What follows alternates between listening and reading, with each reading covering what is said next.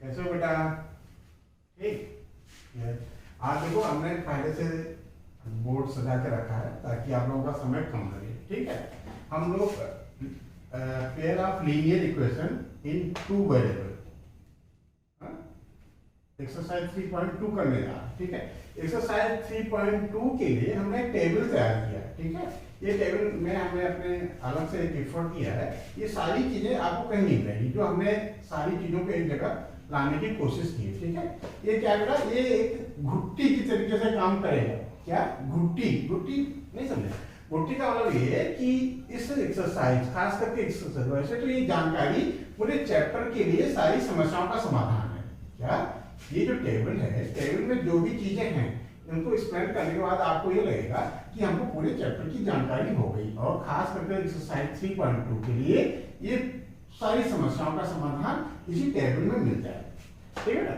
हमने क्या किया है, टेबल की तरह से तैयार की है। Serial number, pair of lines, ratio, इनके कांस्टेंट का कंपेयर करके रेशियो निकालना है, और फिर उस रेशियो की स्टडी के आधार पे ग्राफ पे ये लाइनें कैसे रिप्रेजेंट होंगी इस कॉलम में बताया गया है, और अलजेब्रा में इनका सॉल्यूशन होगा कि नहीं होगा, कि कई सॉल्यूशन होंगे इस कॉलम में बताया गया है। और ये इक्वेशन कंसिस्टेंट हैं कि इनकंसिस्टेंट हैं, हमको ये इनके कांस्टेंट को देख करके पता चल जाए।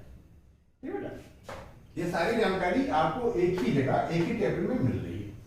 इसमें क्या बेटा, जैसे मान लीजिए कोई इक्वेशन है, क्या है, कोई इक्वेशन है a1x plus b1y plus c1 equal to 0। दूसरी इक्वेशन है a2x plus b2y plus c2 equal to 0। ठीक है, इसमें थोड़ा सा आड़ लग रहा है, तो इसको थोड़ा सा यहां से समझिए। क्या है, जैसे पहली इक्वेशन है हमारे पास x plus 3y minus 6 equal to 0। By chance इस फॉर्म में ये इक्वेशन नहीं है, ये है x plus 3y equal to 6, तो हम इस फॉर्म का ले आएंगे x plus 3y minus 6 equal to 0, और सारी चीजें हम एक तरफ कर लेंगे लेफ्ट हैंड साइड में, और राइट हैंड साइड में केवल 0 रखेंगे। फिर हम यदि x का कांस्टेंट देखें, x का कांस्टेंट यहाँ 1 है, तो इस पहली इक्वेशन के x के कांस्टेंट को हम a1 कहते हैं। क्या कहते हैं बेटा? a1। तो इस इक्वेशन को हम a1 x plus b1y plus c1 equal to 0 के फॉर्म का से यदि हम कंपेयर करें, इससे कंपेयर करें तो a1 की वैल्यू 1 आ गई, b1 की वैल्यू 3 आ गई, और c1 की वैल्यू -6 आ गई। ठीक है, तो इस तरीके से हम कांस्टेंट ले लेंगे और फिर कंपेयर करेंगे पहली इक्वेशंस का a1 और दूसरी इक्वेशंस का a2 अपान करेंगे, और b1 और b2 का रेशियो निकालेंगे, a1 अपान a2 और b1 अपान b2 को देखेंगे। क्या करेंगे बेटा? चेक करेंगे कि ये दोनों इक्वल है कि नहीं है। अब यदि ये इक्वल नहीं है, ठीक है, पहला चेक हमारा ये हो गया कि a1 अपान a2 और b1 अपान b2 को हम देखें, ये इक्वल नहीं है, not equal to b1 upon b2, a1 upon a2 not equal to b1 upon b2। तब ग्राफ पे यदि हम इन दोनों इक्वेशंस को बनाएं तो क्या पाएंगे बेटा कि ये जो है इंटरसेक्ट कर रही हैं, दो लाइनें एक दूसरे को इंटरसेक्ट कर रही हैं, और एक पॉइंट पे इंटरसेक्ट कर रही हैं, करेंगी, इसलिए इसमें जो सॉल्यूशन है अलजेब्रिक इंटरप्रिटेशन, मतलब इसका यदि हम अलजेब्रा से इनको सॉल्व करेंगे तो एक सॉल्यूशन आ जाएगा, एग्जैक्टली वन सॉल्यूशन या यूनिक सॉल्यूशन आ जाएगा। ठीक है, अच्छा, अब यदि ये कंडीशन है, लाइन जो है इंटरसेक्टिंग लाइंस हैं और एग्जैक्टली वन सॉल्यूशन है, तो हमसे कोई पूछा है कि ये कंसिस्टेंट है कि कंसिस्टेंट नहीं है, तो हम कह देंगे कंसिस्टेंट है। ठीक है, अब बेटा देखो, कंसिस्टेंट और इनकंसिस्टेंट को हम अलग से समझ लेते हैं। कंसिस्टेंट वो इक्वेशंस कहलाते हैं जिनको सॉल्व करने पे कम से कम बेटा वन सॉल्यूशन आ रहा है। तो जैसे हमने पाया वन सॉल्यूशन, और दूसरे में हम देख रहे हैं कि इनफिनिटली मेनी सॉल्यूशन है। अभी हम इसको एक्सप्लेन करिए, तो ये दोनों कंसिस्टेंट कहलाएंगे। अब जब हम सॉल्व करते हैं और उस लाइनें जो सॉल्व ना हो, उसमें कोई सॉल्यूशन ना आए, तो इनकंसिस्टेंट कहलाएंगे। इसको थोड़ा सा और डिटेल में देखते हैं। ठीक है, तो पहला क्लियर हो गया। यदि a1 upon a2 not equal to b1 upon, क्यों पहला चेक ये हमारा, तो हम समझ जाएंगे कि ये जो लाइंस हैं वो इंटरसेक्ट करेंगी। ये हम ग्राफ पे प्लॉट करेंगे तो इनको इंटरसेक्ट करना चाहिए, और अलजेब्रा से हम सॉल्व करेंगे तो इनसे एक एक सोल्यूशन आ जाएगा। मतलब कि x की एक यूनिक वैल्यू आ जाएगी और y की एक यूनिक वैल्यू आ जाएगी, और ये इक्वेशंस हमारे कंसिस्टेंट कहलाएंगे। दूसरा हमारा चेक है कि यदि a1x क्या बेटा, a1x b1y plus c1 equal to 0 and a2x plus b2y plus c2 equal to 0, और यदि हम इनके कांस्टेंट देखें, इनके कोफिशिएंट देखें, इनके ratio a1 upon a2 equal to आ जाए b1 upon b2 equal to c1 upon c2, तो ये कोइंसाइडेंट लाइंस कहलाएंगी। कोइंसाइडेंट मतलब ये एक दूसरे पे कोइंसाइड कर जाएंगी, एक दूसरे पे चढ़ जाएंगी। तो जब इंटरसेक्ट करते हैं, एक लाइन दूसरे लाइन को एक पॉइंट पे इंटरसेक्ट करती है तो वन सॉल्यूशन आता है। अब पूरी लाइन एक दूसरे पे ओवरलैप कर रही है, कोइंसाइड कर रही है, तो कई जगह टच करेगी, तो इनफिनिटली मेनी सॉल्यूशंस आ जाएंगे। ठीक है, क्या कंसिस्टेंट की हमने डेफिनेशन क्या पढ़ी थी, कंसिस्टेंट के बारे में हमने क्या सीखा है कि कम से कम एक सॉल्यूशन आए। ठीक है, ये बहुतेरे आते हैं तब भी स्वागत है, तो तब भी कंसिस्टेंट कहलाएगा, एक सॉल्यूशन आता है तब भी कंसिस्टेंट कहलाएगा। तो हमारी इक्वेशंस कंसिस्टेंट कब कहलाएंगी, जब a1 upon a2 not equal to b1 upon b2 मतलब यूनिक सॉल्यूशन आ जाए, या a1 upon a2 equal to b1 upon b2 equal to c1 upon c2 infinitely many solution आ जाए, तब ये कंसिस्टेंट कहलाएंगे। तीसरी कंडीशन क्या है, तीसरी कंडीशन ये है कि यदि a1x plus b1y plus c1 equal to 0 एक इक्वेशन है, दूसरी इक्वेशन है a2x plus b2y plus c2 equal to 0, और ये चीज आ जाए क्या, वेरिएबल के कोफिशिएंट्स का रेशियो, मतलब a1 upon a2 equal to b1 upon b2 आ जाए और not equal to c1 upon c2, then ये लाइंस कैसी बनेगी, ग्राफ पे पैरेलल लाइंस बनेंगी। पैरेलल लाइंस बनेगी, इसका मतलब कहीं इंटरसेक्ट नहीं करेगी, इंटरसेक्ट नहीं करेगी इसका मतलब कोई सॉल्यूशन नहीं होगा, और जब कोई सॉल्यूशन नहीं होता तो इनकंसिस्टेंट कहलाती है। ये इक्वेशंस क्या कहलाती है, इनकंसिस्टेंट। कंसिस्टेंट के लिए कंडीशन है कम से कम एक सॉल्यूशन, कम से कम एक सॉल्यूशन में हमारा ये भी आ जाता है, इंटरसेक्टिंग लाइन आ जाती है और कोइंसाइडेंट लाइंस भी आ जाती है। बस इतनी जानकारी के आधार पर एक्सरसाइज करें। ठीक है, ओके ठीक है, हम लोग एक्सरसाइज पे आ गए। एक्सरसाइज 3.2 क्वेश्चन नंबर 1 ले रहे हैं। क्वेश्चन नंबर 1 में दो पार्ट है, दो पार्ट में पहला पार्ट हम करें, दूसरा पार्ट आप कोशिश कीजिएगा, नहीं बनता तो कमेंट में जरूर लिखिएगा, हमको बड़ी खुशी होगी। उस क्वेश्चन को हम अलग से वीडियो बना करके डाल देंगे। ठीक है, क्या कहता है क्वेश्चन, कहता है कि 10 students of class 10 took part in mathematics quiz। Mathematics quiz में 10 बच्चों ने भाग लिया। If the numbers of girls is 4 more than the numbers of boys, कहता है कि गर्ल्स जो हैं वो बॉयज से गिनती में नंबर्स में 4 ज्यादा है। Find the numbers of boys and girls. ठीक है, बॉयज और गर्ल्स को अलग अलग बताना है कि 10 बच्चों में से बॉयज कितने हैं और गर्ल्स कितने हैं। जब उससे पहले ये भी कह रहा है, क्या कहता है, जो दोनों पार्ट के लिए लागू होगा, फर्स्ट पार्ट और सेकंड पार्ट के लिए, कहता है form pair of linear equation. Linear equation बनाना है, ठीक है, फाइंड देयर सॉल्यूशन ग्राफिकली, और लीनियर इक्वेशन बना करके ग्राफ पे प्लॉट करना है, और ये जिस पॉइंट को इंटरसेक्ट करें वही हमारा सॉल्यूशन होगा। उस पॉइंट को हमको हाईलाइट करना है, उस पॉइंट को बताना है कि वो सॉल्यूशन क्या है। ठीक है, तो अब कहता है 10 स्टूडेंट ऑफ क्लास x, तो यदि हम नंबर्स ऑफ बॉयज को हम x मान लेते हैं, या नंबर्स ऑफ गर्ल्स को x मान लेते हैं, नंबर्स ऑफ बॉयज को y मान लेते हैं, तो numbers of boys plus numbers of girls equal to 10 आएगा। ठीक है, तो हम एज्यूम कर लेते हैं लेट नंबर्स ऑफ, किसको लिखा पहले, गर्ल्स को, ठीक है, गर्ल्स बी कितना x and numbers of boys be 1। ठीक है, कहता है कि 10 बच्चे हैं, कितने स्टूडेंट हैं, 10, तो गर्ल्स एज x है और बॉयज y है, तो x plus y equal to 10, therefore x plus y equal to 10। ठीक है, एक इक्वेशन हमारी ये हो गई। और ठीक है, ये एक पेयर एक इक्वेशन बन गई क्या, x plus y equal to 10। और क्या है, दूसरी कंडीशन कहता है कि नंबर्स ऑफ गर्ल्स, क्या कहता है, numbers of girls 4 more than the numbers of boy. तो ये गर्ल्स हैं x और बॉय कितने हैं y, हमने इक्वल लगा दिया, अभी इक्वल है नहीं। ठीक है, अभी हम इसको बैलेंस करते हैं। ठीक है, कहता है कि गर्ल्स बॉय से 4 ज्यादा है, ये ज्यादा है ना, नंबर्स ऑफ गर्ल्स ज्यादा है, ये कम है। तो क्या करें, हम ये करते हैं कि इसमें 4 प्लस कर दें।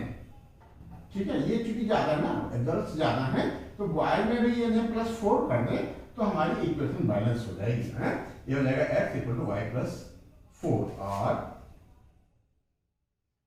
x minus y equal to 4।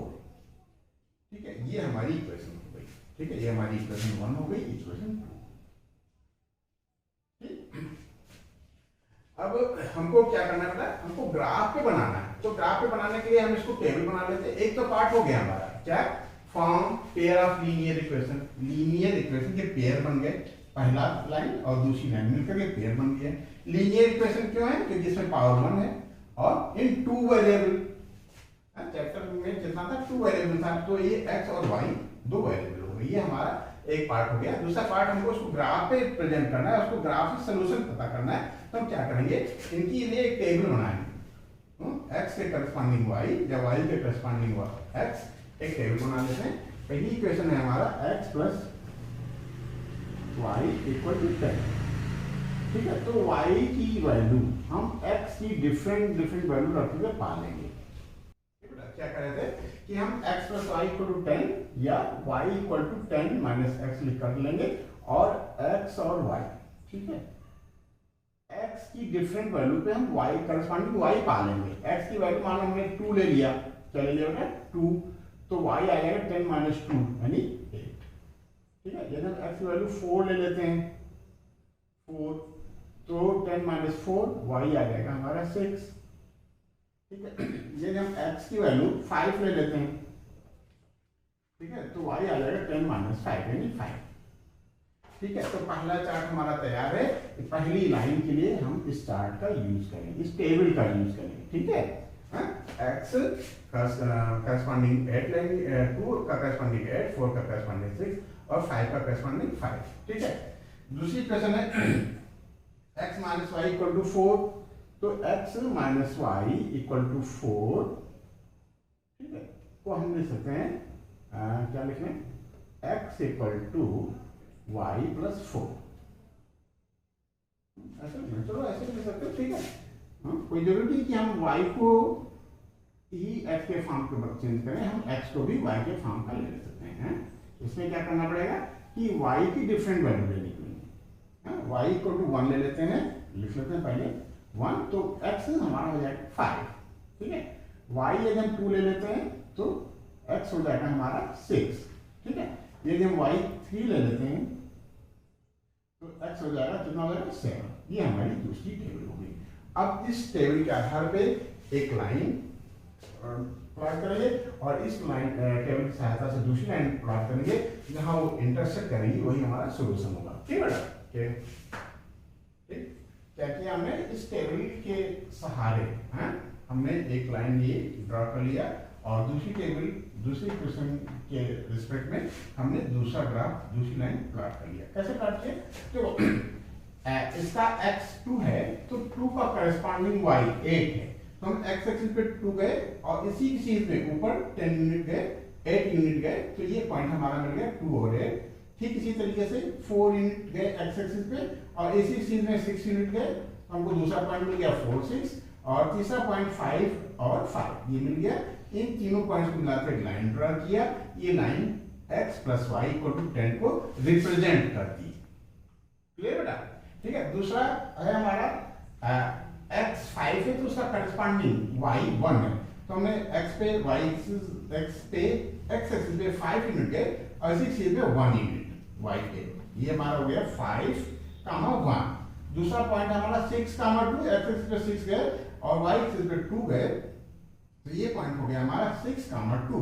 ठीक इसी तरीके से तीसरा पॉइंट है 7,3। 7 एक्सिस पे 7 गए और इसी सीधे ऊपर y एक्सिस पे 3 गए, तो ये पॉइंट हो गया 7,3। क्लियर? अब क्या करेंगे, इस लाइन को हमने प्लॉट कर लिया। ये जो लाइन है ये वाली है, ये किसको किस इक्वेशन को रिप्रेजेंट करती है, x minus y equal to 4। ठीक है, अब क्या कहा था कि इसका सोल्यूशन पाओ। ठीक है, girls find the numbers of boys and girls and find their solutions graphically।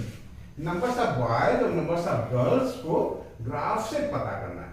ठीक है, तो हमने क्या बताया था कि दो लाइनें जब इंटरसेक्ट करते हैं तो इंटरसेक्टिंग पॉइंट के कोऑर्डिनेट्स ही हमारे जो है हमारा सॉल्यूशंस होगा। इंटरसेक्टिंग पॉइंट क्या है, 7,3। 7,3 इस लाइन पे भी है और 7,3 दूसरी लाइन पे भी, तो इंटरसेक्टिंग पॉइंट हो गया हमारा 7,3। और इसमें बेटा x का पार्ट कितना है, 7। और नंबर्स ऑफ गर्ल्स किसको बेटा, नंबर्स ऑफ गर्ल्स को हमने x माना था, तो नंबर्स ऑफ गर्ल्स हो गया 7। और नंबर्स ऑफ बॉयज को हमने y माना था, जिसका ऑर्डिनेट यानी y पार्ट जो है इसका 3 आया है, इसका नंबर्स ऑफ बॉयज हो गया 3। क्लियर? तो नंबर्स ऑफ गर्ल्स हो गए 7, x की वैल्यू 7 आ गई। क्या गया बेटा, x की वैल्यू 7 आ गई और y की वैल्यू कितना है, 3। ठीक है, हमने एज्यूम क्या किया था, नंबर्स ऑफ गर्ल्स को x एज्यूम किया था, तो नंबर्स ऑफ गर्ल्स 7 हो गई और नंबर्स ऑफ बॉयज हमने y एज्यूम किया था, तो नंबर्स ऑफ बॉयज 3 हो गए। अच्छा, इसको आप चेक भी कर सकते हो। ठीक है, कैसे चेक कर ले, ये हम इस इक्वेशन में x की वैल्यू 7 और y की वैल्यू 3 रखते हैं, तो LHS में हमारा 10 आता है, RHS में भी 10 है। इसमें देखते हैं, जब हम x की जगह पे 7 रखते हैं, y की जगह पे 3 रखते हैं, तो 7 माइनस 3 4 आता है और RHS में भी 4 है। इसका मतलब हमने जो सॉल्यूशन किया है, जो हमने वर्किंग की है, वो एकदम ठीक। ठीक, अब हम लोग क्वेश्चन नंबर 2 करने जा रहे हैं। हमने कोशिश ये किया है कि आपका समय कम लगे और हम ज्यादा से ज्यादा आपको कुछ दे सकें। ठीक है, तो हमने क्वेश्चन नंबर 2 तैयार कर लिया है।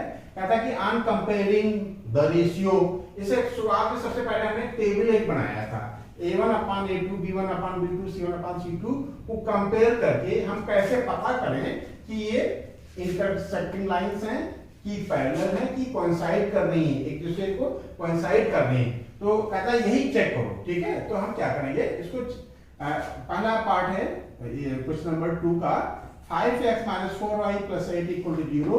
और एक इक्वेशन है, सेकंड इक्वेशन है 7x + 6y - 9 = 0। ठीक, हमने यहाँ a1/a2 5/7 पा लिया है, b1/b2 -4/6 पाया है और c1/c2 -8/9 पाया है। ठीक है, सबसे पहले हम क्या करेंगे बेटा, a1/a2 और b1/b2 को देखेंगे। हम ये ऊपर से देख रहे हैं कि a1/a2 ठीक है नॉट इक्वल टू क्या है, b1/b2। ठीक, तो ये यदि a1/a2 not equal to b1/b2 मिल जाता है, तो लाइन हमारी कैसी हो जाती है, कैसी हो जाती है बेटा, इंटरसेक्टिंग लाइन हो जाती है। ये क्या करेंगी, इंटरसेक्ट करेंगी। तो हम इसमें क्या लिख देंगे कि above equation 5x - 4y + 8 = 0, 7x + 6y - 9 = 0, ये क्या कर रही हैं, ये एक दूसरे को इंटरसेक्ट कर रही हैं।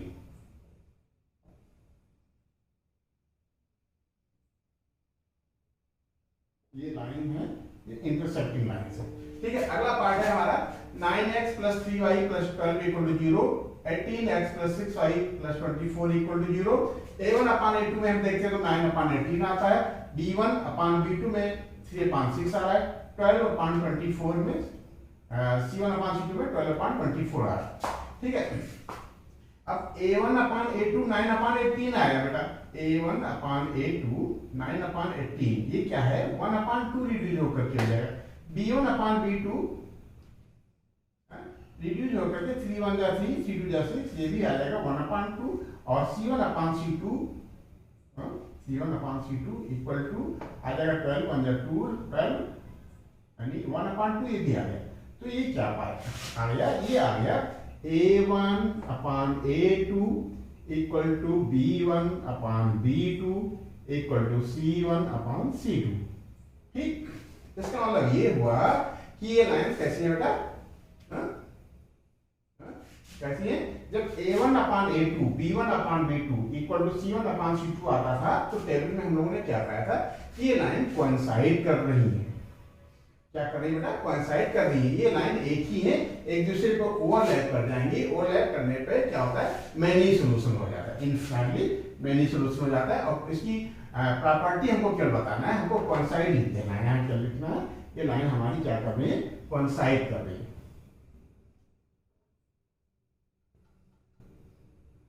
ठीक है, अगला एक क्वेश्चन है हमारा क्वेश्चन नंबर थर्ड, इसका थर्ड पार्ट है 6x plus minus 3y plus 10 equal to 0 and 2x minus y plus 9 equal to 0। इसमें भी हमने a1 upon a2 b1 upon b2 और c1 अपान c2 पाया है। ये हम देख रहे हैं a1 अपान a2 आ जाएगा सॉल्व होकर के 3 और b1 अपान b2 सॉल्व होकर के आ जाएगा 3 और c1 अपान c2 इक्वल नहीं है, c1 upon c2 equal to आ गया 10 अपान 9। तो हमारी ये कंडीशन क्या बता रही है, ये कंडीशन ये बता रही कि a1 upon a2 equal to b1 upon b2 but not equal to c1 upon c2। जब ये कंडीशन होती है तो बेटा ये इक्वेशंस हमारी क्या कहलाती हैं, पैरेलल कहलाती हैं। इनके कोफिशिएंट्स का रेशियो, वेरिएबल के कोफिशिएंट्स का ratio a1 upon a2 equal to b1 upon b2 आ जाए और जो कांस्टेंट है उसका ratio c1 upon c2 equal ना आए तो ऐसी लाइन हमारी क्या कहलाती है, पैरेलल कहलाती है। क्या कहलाती है, पैरेलल। तो हमारी लाइन हो जाएगी पैरेलल। आंसर में हम लिखेंगे PARALL।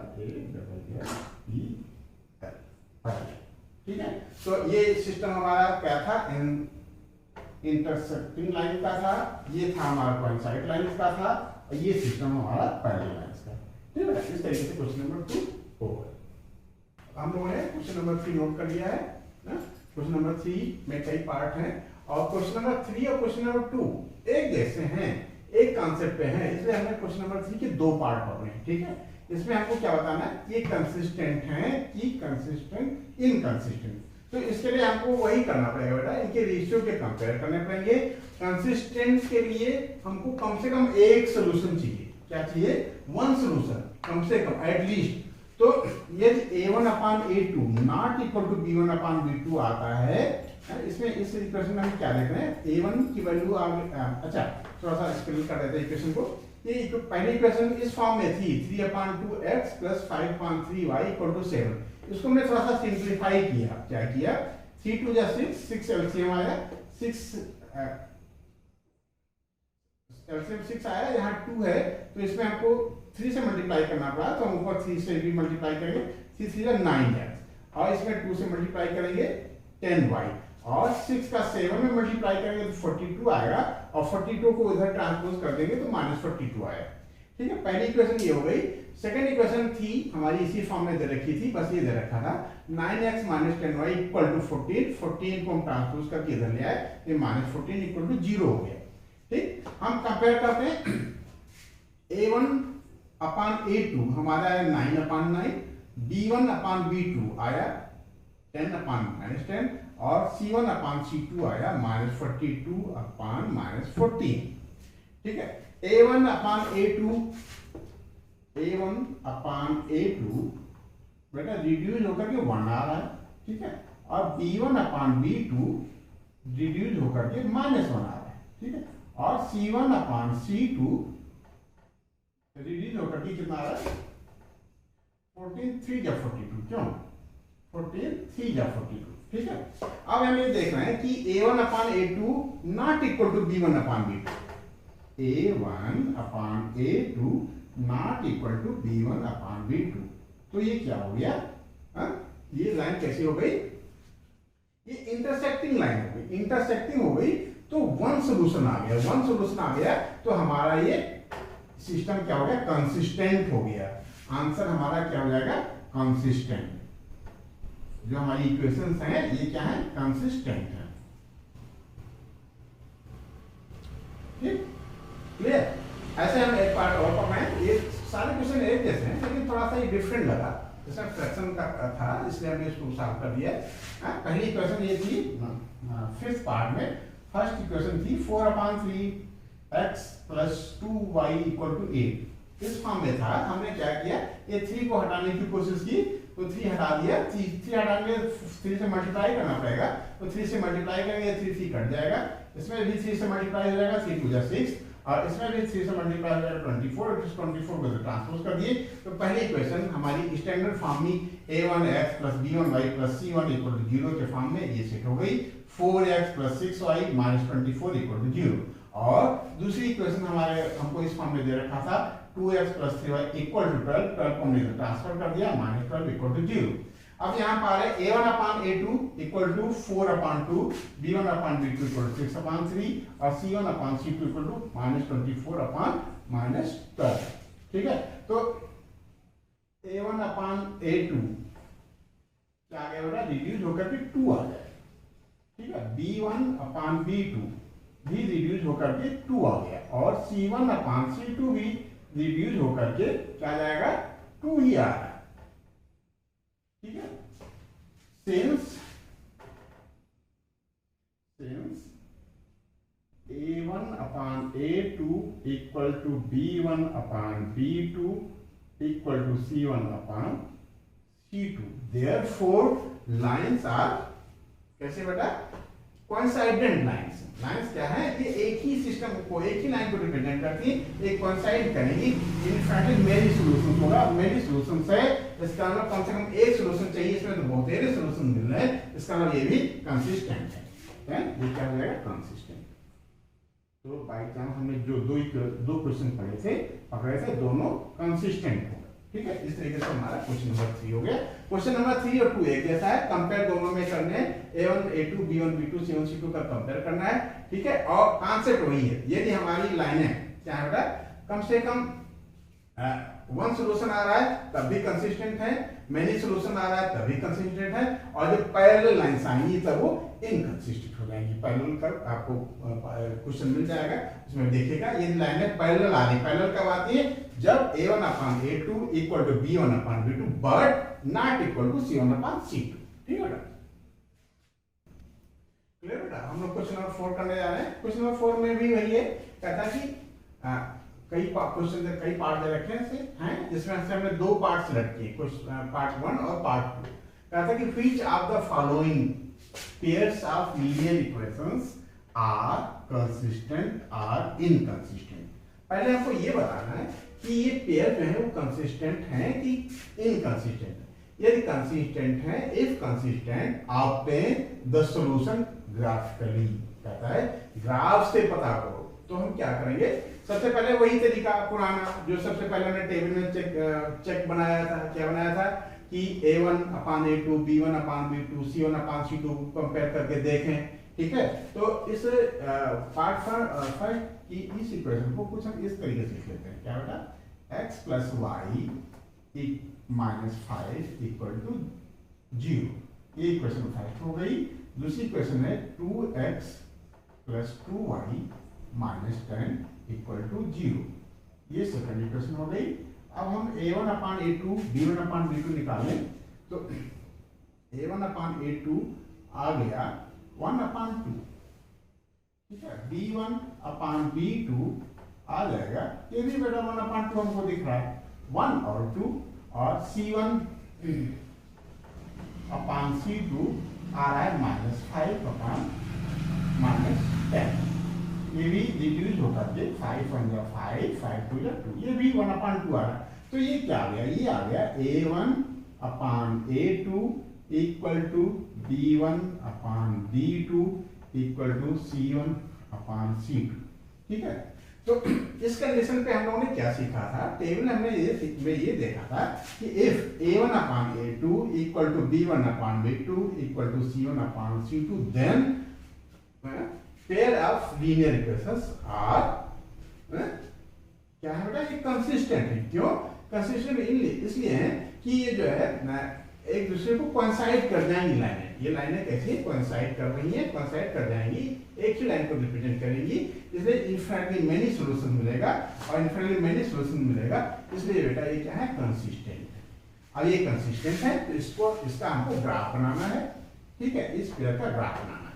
अब दूसरा चेक करते हैं, इसमें बेटा इसको हम ऐसे लिख सकते हैं क्या, x minus y minus 8 equal to 0, ठीक है। दूसरा है 3x minus 3y equal minus 16 equal to 0, ठीक है। a1 अपान a2 हम पा रहे हैं 1/3, और b1 अपान b2 मिल रहा है -1 अपान -3, ये भी 1/3 हो गया, c1 अपान c2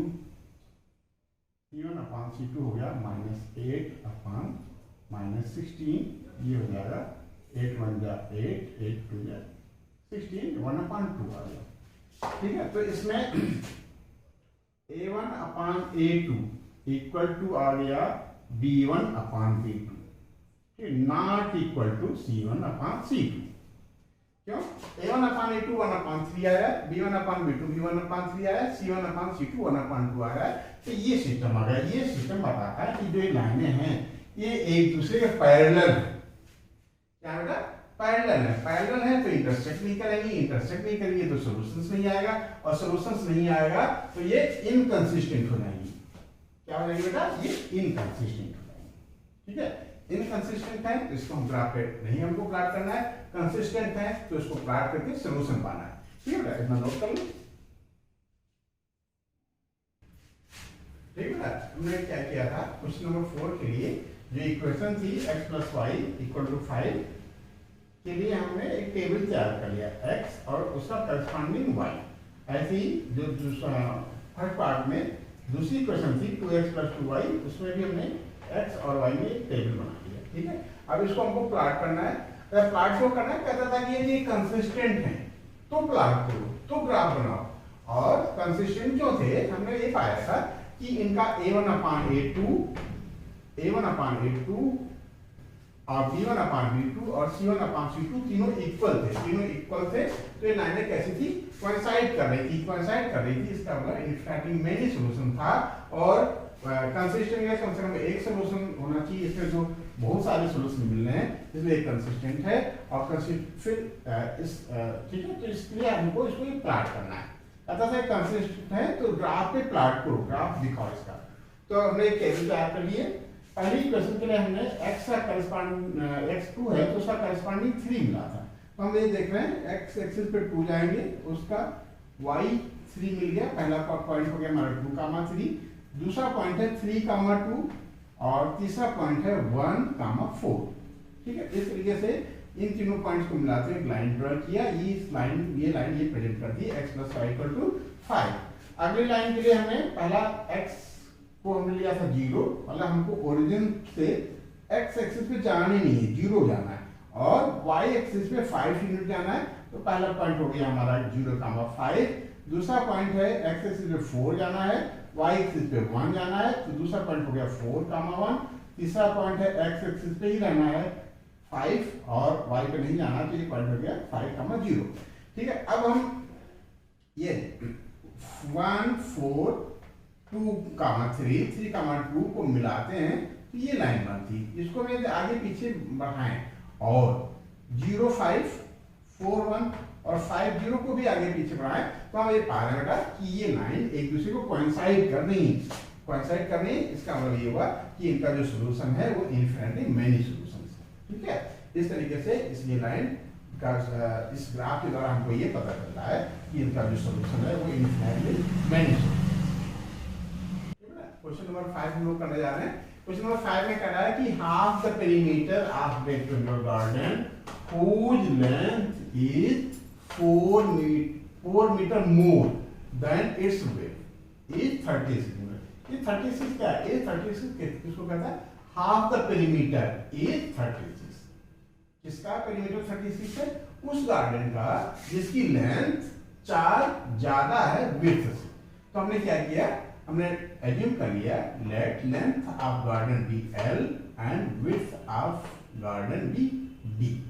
अच्छा अच्छा, अब एक चीज बेटा थोड़ा सा ध्यान देना कि हाफ पी जो पेरीमीटर होता है हमारा, पेरीमीटर का फार्मूला है 2 times length plus width. Length और विड्थ को प्लस कर लें, उसको 2 से मल्टीप्लाई कर दें तो पेरीमीटर आ जाए। अच्छा हमको दे रखा है half the perimeter, half P करेंगे तो इसमें भी हाफ से मल्टीप्लाई हो जाएगा, हाफ पी हमारा एल प्लस बी आ जाएगा।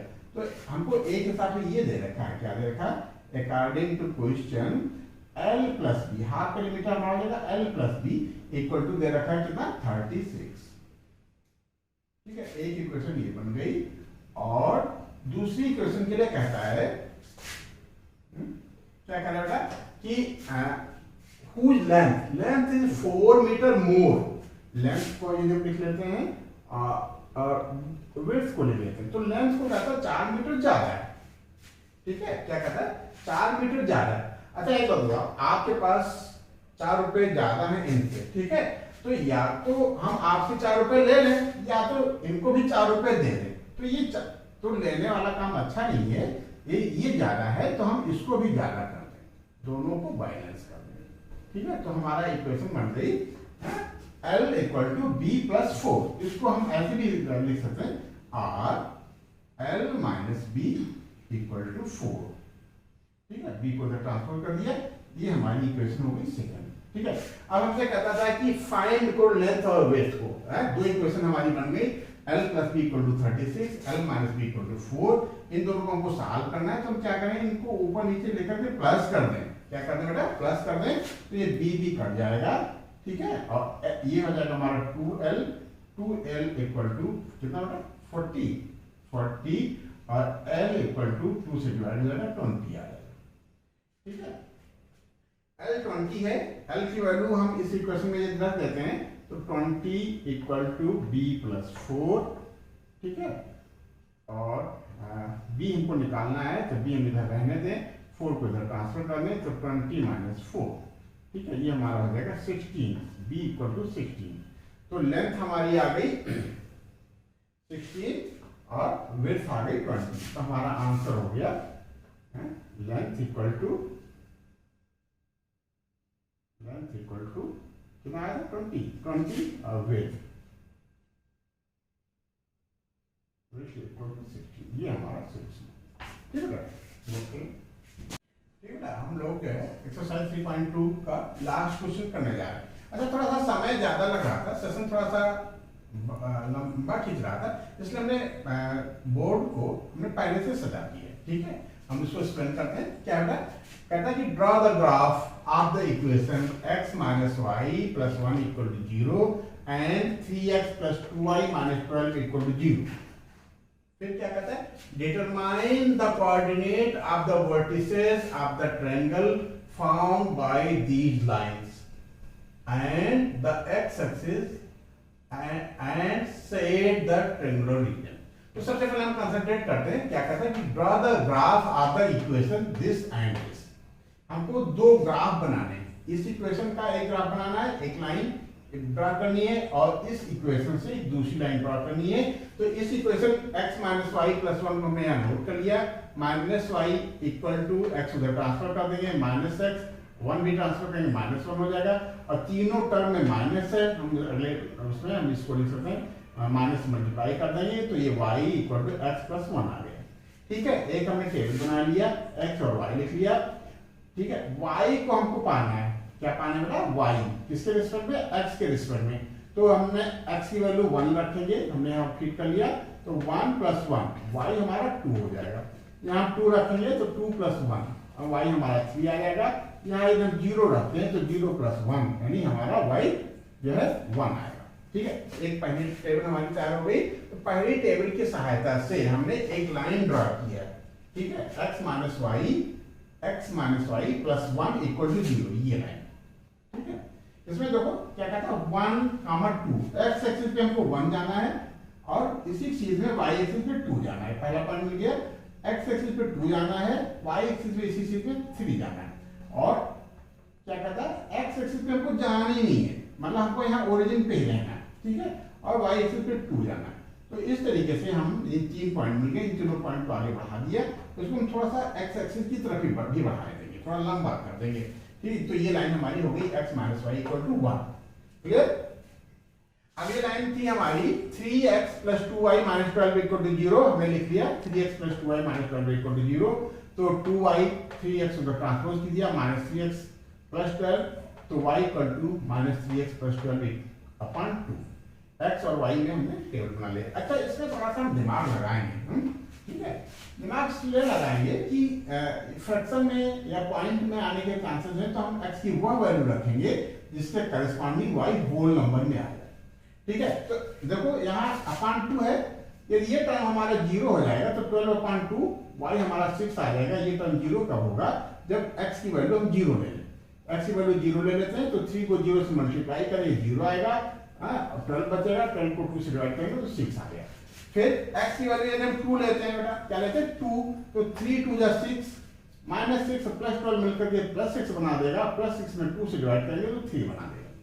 ठीक है, इसी तरीके से जब x की वैल्यू 4 ले लें तो माइनस 3 इंटू 4 माइनस 12 होगा, माइनस 12 प्लस 12 इक्वल टू 0 आएगा, 0 को 2 से डिवाइड करेंगे तो 0 आ जाएगा। तो हमारा 4 का करस्पॉन्डिंग जो है 0 आ गया। फिर हम इस लाइन को 3x minus 2y 3x plus 2y minus 12 equal to 0 को प्लॉट करने के लिए ये 5 कर लेंगे। x में 0 लिया, x एक्सिस पे 0 ही रहने दिया। ठीक है, y एक्सिस पे हमको 6 पे जाना पड़ा। ठीक है, x एक्सिस पे 2 लेंगे, y एक्सिस पे हमारा 3 मिल गया, और x एक्सिस पे ये हम 0 है, x पे 4 लेते हैं, x पे 4 लेते हैं तो y हमारा 0 हो गया, तो एक दूसरी लाइन ड्रा हो गई। ठीक है, तो पहले हमने कंसंट्रेट किया था, कहता था draw the graph of the equation this and this. तो हमने ग्राफ बना लिया, एक ग्राफ लाइन ये हो गई, एक ग्राफ लाइन ये हो गई। ठीक है, फिर कहता है determine the coordinate of the vertices of the triangle formed by the lines हमारी कौन कौन सी हैं? ये लाइन है और ये लाइन है। form the lines and the x axis। कहता है ट्रायंगल के कोऑर्डिनेट पता करो। तो ट्रायंगल ए बनना है बेटा, एक पॉइंट हम ए मान सकते हैं, एज्यूम कर सकते हैं, दूसरा पॉइंट बी, तीसरा पॉइंट सी। तो एक आंसर तो ये हो गया, ग्राफ हमारा प्लॉट हो गया। और दूसरा यदि हमको ये प्लॉट करना है x एक्सिस, ये x एक्सिस है, ये लाइन है, और एक तीसरी लाइन ये है। ठीक है, 3 लाइन x एक्सिस, एक ये लाइन हमारी x minus y plus 1 equal to 0, और तीसरी line 3x plus 2y minus 12 equal to 0 से हमारा एक ट्रायंगल ये बनता है ए बी, और इस पॉइंट का नाम हम देंगे सी। ठीक है, कहता है इनके कोऑर्डिनेट बताओ। तो कोऑर्डिनेट हम बता देंगे, ट्रायंगल हो गया हमारा ABC, और ए क्या हो जाएगा? ए हो जाएगा हमारा 2, 3। ठीक है, बी जो हमारा एक्स एक्सिस पे है ये -1, -1, 0, और सी है हमारा 4, 0। ठीक है, तो पहले कहता था ड्रा करो, हमने ड्रा कर दिया। फिर कहने लगा कि कोऑर्डिनेट बताओ, हमने कोऑर्डिनेट बता दिया। फिर कहता and set the triangular region, कहता कि सेट करो ट्रायंगुलर रीजन को। तो हमने क्या किया है, ट्रायंगुलर रीजन को सेट कर दिया। तो हमारे तीनों पार्ट हो गए। अच्छा, क्वेश्चन नंबर 6 हमने छोड़ दिया है। क्वेश्चन नंबर 6 से मिलते जुलते कई क्वेश्चन हम लोग कर चुके हैं। क्वेश्चन नंबर 6 आप कीजिएगा। इस तरीके से हमारी एक्सरसाइज 3.2 खत्म होती है। अगली एक्सरसाइज में हम लोग कल